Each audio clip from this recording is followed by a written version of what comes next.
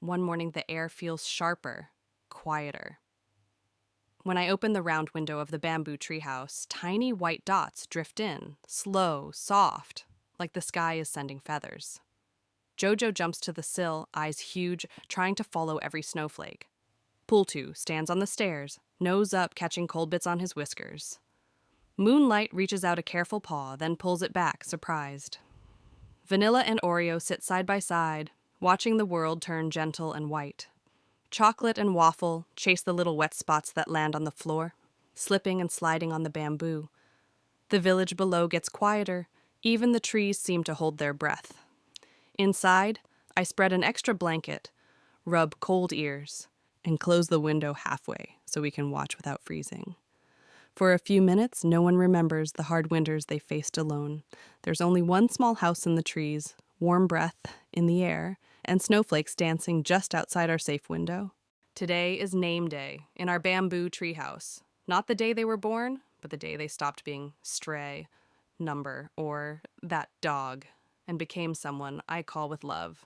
I bring up a small basket of paper tags and a pen. Jojo watches from the balcony. Pultu lies by the door, tail slowly tapping. One by one, I sit with each rescue on the blanket. I stroke their fur and say their names soft like a secret.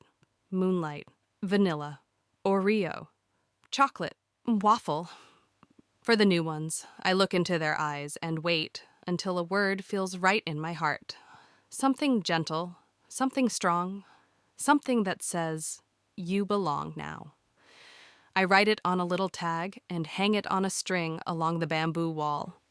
Soon the treehouse is full of names, swaying in the breeze, tiny flags of identity and love. They're no longer just bodies that survived.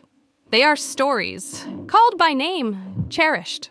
I sit in the middle of all those tags and sleepy pause and think, in this bamboo treehouse, nobody is just an animal.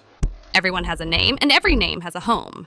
There was one little cat who arrived quieter than the others. No hiss, no cry, just big eyes and a body that stayed stiff like she'd forgotten how to relax. Even in the bamboo treehouse, wrapped in blankets, she lay, very still, watching everything, trusting nothing. Days passed. Jojo gave her space. Pultu walked slower near her, careful not to bump.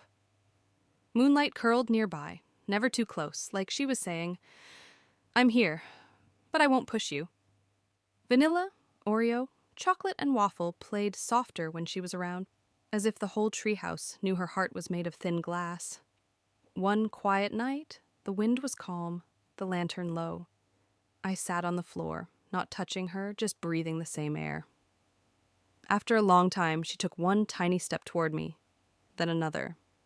She touched her nose to my hand and stayed. At first, there was only silence.